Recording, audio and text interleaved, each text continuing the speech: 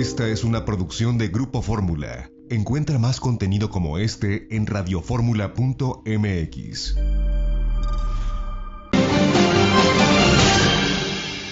El comentario de Arturo Sánchez Gutiérrez. Ya estamos de regreso a las 8 de la mañana con 15 minutos, tiempo del centro del país. Arturo Sánchez ya en la línea, conectado con nosotros, investigador de la Escuela de Ciencias Sociales y Gobierno del TEC de Monterrey. Arturo, qué gusto saludarte, ¿cómo te va? Muy buenos días. Buenos días, estimado Jaime. Muy bien, aquí listos en esta mañana de domingo y cuidándonos mucho todavía. Así es, debe de ser, no hay que bajar la guardia con este tema de la pandemia. Oye, Arturo, ayer veíamos en los periódicos, hoy todavía algunos periódicos y algunos artículos traen esta nota de las multas que impuso el Instituto Nacional Electoral el viernes pasado, que tiene que ver en particular con Morena y que tiene que ver en particular con lo que ocurrió en Texcoco hace ya algunos años. Y yo me preguntaba ayer y decía al aire, levantaba esta pregunta que te lo iba a preguntar. ¿Qué incentivos hay entonces? O sea, yo puedo hacer algo que no está de acuerdo a lo que dice la ley, la infrinjo y 5, 6, 7, 8, 10 años después pues me encuentran que sí tuve la culpa, pero quizá yo ya estuve gobernando, quizá yo ya gané alguna elección, quizá... ¿Qué pasa? Porque esta justicia llega tarde o la justicia nunca llega tarde en estos casos. ¿Cómo se tiene que ver esto, Arturo? Mira, Jaime, creo que tienes mucha razón. Hay varias situaciones que es importante analizar. Lo que hizo el INE fue atender quejas que se presentaron en contra del financiamiento ilegal que realizó tanto Morena como el Partido del Trabajo. Incluso también ratificó la sanción que había puesto a Movimiento Ciudadano en el caso de Nuevo León. ¿Qué es lo que ocurre? No se trata solamente de un problema electoral, se trata de una actitud de alguien miembro de un partido que desvía recursos o obtiene recursos ilegales para fines partidistas o para fines electorales. Eso es lo que le toca hacer al INE.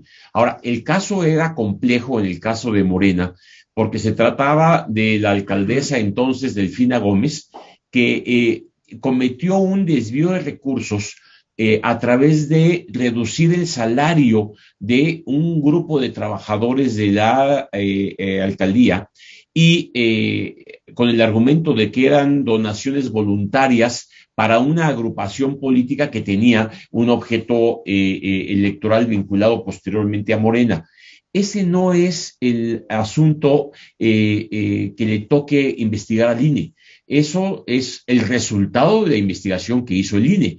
Lo que deberían hacer otras autoridades es hacer la sanción, y en este caso incluso podría tener una connotación muy, muy grave, que es, ¿por qué un funcionario público de cualquier municipio detiene o retiene recursos de la nómina de sus colaboradores, sus funcionarios públicos? Eso en sí mismo está mal.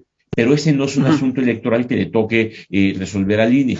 Lo que el INE resolvió es que ese dinero acabó en manos del partido y que funcionó para apoyar las actividades partidistas. Y eso sí es un financiamiento ilegal del partido que le toca sancionar al INE. Y por eso puso una multa. La multa al partido es de 4.5 millones de pesos a Delfina Gómez, por el hecho de que, es el dinero que logró comprobar el INE que entró o habría entrado a las arcas del partido. Y eso es un financiamiento ilegal, es lo que le toca al INE. Pero en efecto, tienes toda la razón, debiera haberse hecho una investigación más a fondo para el otro delito, el retener recursos aparentemente, dicen las autoridades de Texcoco, de manera voluntaria para de los trabajadores, lo cual no es legal. Ahora, ¿por qué el tiempo? La investigación que se tiene que hacer para este tipo de trabajo pues es muy lejana. No es algún elemento definitivo efectivo que con ese dinero haya ganado o no ganado Delfina Gómez un puesto, sin duda pudo haber aportado o añadido a su campaña cuando buscó ser diputada federal, pero el problema no está tanto en que una persona haya obtenido un triunfo electoral, sino el hecho de haber desviado recursos de esa manera. Y eso, sin duda alguna, es grave. Ahora, tienes toda la razón. Este tipo de procedimientos debieran hacerse mucho más rápido y mucho más eficientemente. Lo que ocurre es que también es una investigación compleja. Fíjate lo que pasó con el Partido del Trabajo. Ahí la multa del Partido del Trabajo fue de 119 millones de pesos, cosa no menor. Y es otra vez desviar recursos que estaban destinados para las guarderías o las casas de asistencia que tiene el Partido del Trabajo en Nuevo León, y el dinero se desvía, no llega ahí, se mete en cuentas de cheques privadas de dirigentes del Partido del Trabajo y no llega a su destino. Esa es otra vez un desvío de recursos que llegan a las arcas del Partido del Trabajo, y por eso la sanción de 119 millones de pesos. Este tipo de investigaciones, fíjate, no son investigaciones que tengan que ver con lo que informa el partido o con los gastos de campaña, sino que son quejas específicas que tienen una dinámica y que, Oye, Arturo, coincido contigo, tiene que ser mucho más rápida la investigación. ¿Y son atacables? Bueno, atacables sí. estas decisiones de que tome el INE? O sea, ¿hay otra instancia que las tiene que valorar o ratificar o no? El Tribunal Electoral, no dudo que ambos partidos acudan al Tribunal Electoral, y el Tribunal Electoral se tendrá que pronunciar por el tipo de sanción que se le pone al partido. Pero a ver, si estamos hablando de desvío de recursos y estamos hablando de cobros ilícitos a los trabajadores o reducciones en sus nóminas, bueno, hay otras autoridades que tienen que actuar. Por eso el INE lo que hace es, yo resuelvo lo que me toca como INE en términos del partido político, pero le da vista del caso a otras autoridades para que hicieran las investigaciones correspondientes, que ya no le tocan directamente al INE en caso de desvío de recursos o mal uso de recursos públicos, que no le toca directamente al INE, sino a otras autoridades. Entonces la Fiscalía, por ejemplo, pues, en efecto, ¿la Fiscalía podría entrarle a este tema? Sí, porque se le da vista a las autoridades que sí tienen injerencia para el desvío de recursos públicos, que es lo que ocurrió en el caso del Partido del Trabajo. O sea, el INE puede sancionar al Partido del Trabajo por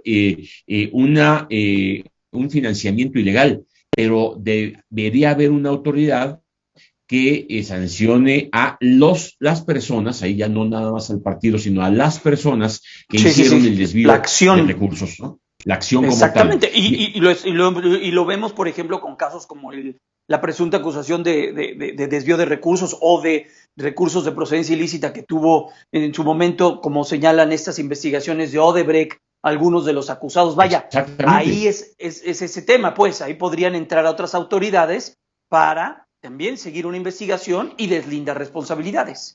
En efecto, porque como no es una cuestión eminentemente electoral, sino de un acto de desvío de recursos, las otras autoridades son las que tienen que actuar. Por eso el INE, en su sentencia del viernes pasado, lo que hace es dar vista a otras autoridades para que las otras autoridades estén informadas de lo que el INE encontró y actúen en la parte que les corresponde. Vaya tema, vaya, o sea, va a dar mucho de qué hablar seguramente. Arturo, nos queda poco tiempo, 2 minutos, el informe del presidente López Obrador. Mira, el informe fue otra vez un informe bastante interesante. Yo nada más destacaría algunos elementos. Primero, esta imagen que presenta el presidente de la República de haber terminado ya su misión. Las premisas de las que parte el informe es como si la cuarta transformación ya hubiera ocurrido, como si México ya eliminó una serie de vicios y nos tiene que pintar un país pues un poco difícil de creer. Un país en donde ya no hay corrupción, así simple y sencillamente ya no hay corrupción, se respetan los derechos humanos, no hay ninguna violación a los derechos humanos, hay libertades claras en todos lados, la libertad de expresión la mencionó de una manera importante, y es un poco la idea de que ya estamos en el paraíso, ya no tenemos ningún tipo de problemas, cuando pues parece ser que ahora sí los mexicanos tenemos otros datos en lo que ocurre. Hay una cantidad importante de información que presume el presidente de la República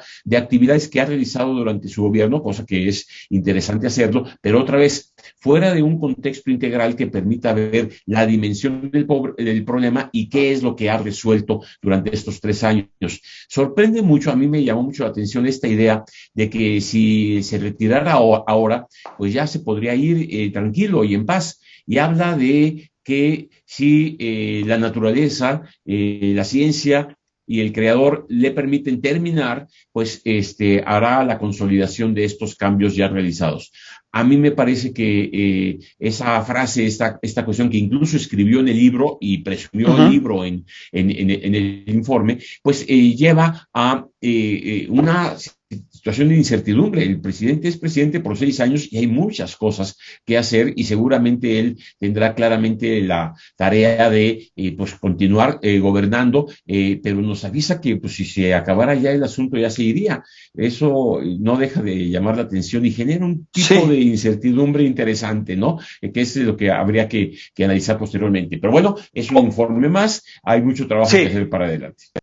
Gracias, Arturo. Hoy recomendamos, y te recomiendo, no sé si ya lo leíste, a Roberto Roca en el Universal, habla del presidente un poco de lo que viene y de esta reconfiguración que hay al interior de su gabinete. Arturo, te abrazo y te deseo un excelente fin de semana. Cuídate mucho.